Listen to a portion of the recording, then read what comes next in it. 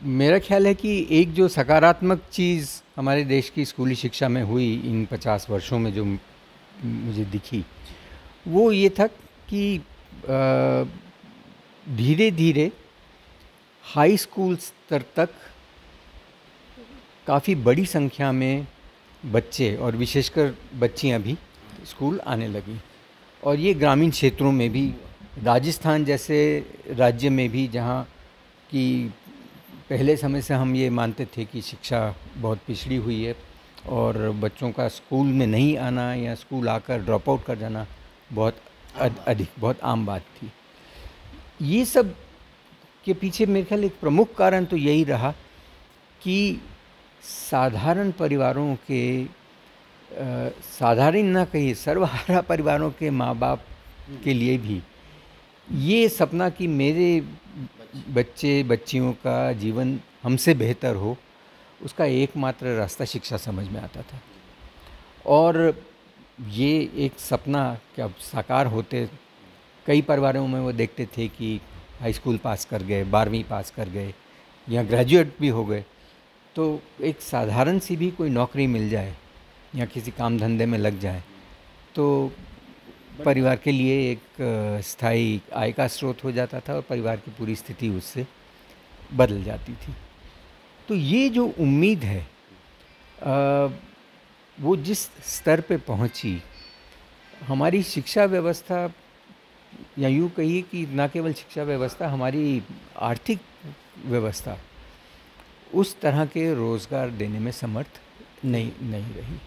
और उस कारण से ये जो सपना था, मतलब सर हम थोड़ा अगर उसको समझें, जैसा हम समझ पाए हैं, आपका ये कहना है कि शिक्षा हाई स्कूल तक काम थी, उसके बाद ये उम्मीद थी कि रोज़गार मिलेगा, लेकिन रोज़गार नहीं मिल पाने के कारण देश की आर्थिक संरचना की वजह से वो युवा दूसरी तरफ मुड़ रहे हैं। क्या यही कहना आपका? देखिए 60 और 70 के दशक में तो 8वीं पास को भी स्कूल इंटर पास सारे लोग बड़े बड़े अधिकारी हुए। हाँ, और 8वीं पास को तो स्कूली शिक्षक, प्रिंसिपल, स्कूल शिक्षक की नौकरी मिल जाती थी, है ना।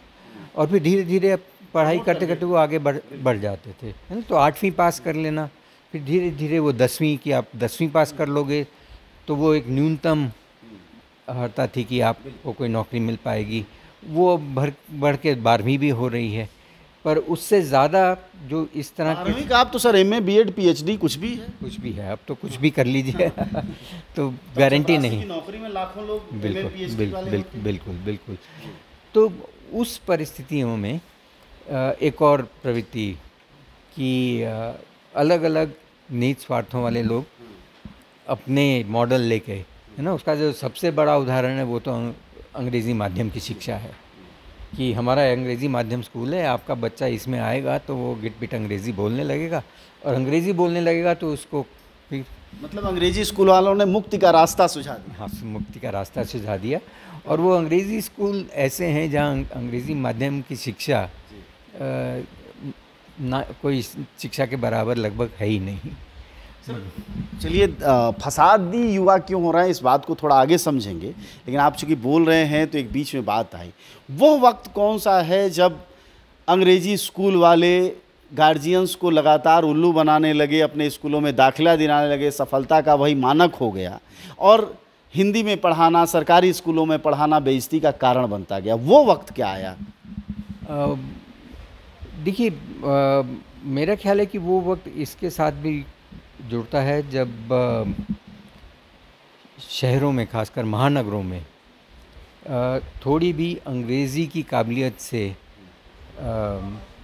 IT सेक्टर में या ऐसे अन्य उनमें नौकरियां मिलने लगी।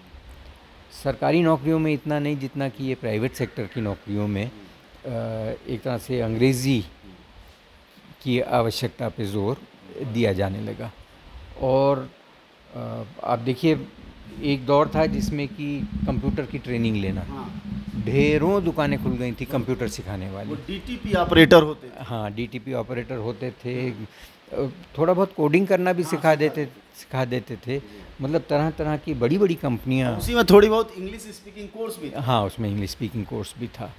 तो वो जो मॉडल था, और एक छोटे दौर के लिए उसमें मतलब आप स्कूल की 90 पढ़ाई से 2000 के बीच का ये हुआ। हाँ, आप मतलब अपनी स्कूल की पढ़ाई भी पूरी ना करें पर वो कोर्स कर लें तो कहीं ना कहीं आप रोज़गार मिल जाता था।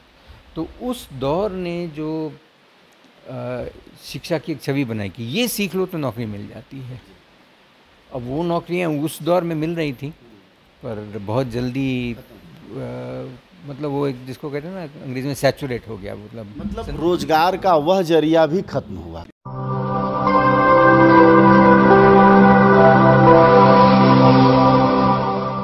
जन ज्वार जनता की मीडिया।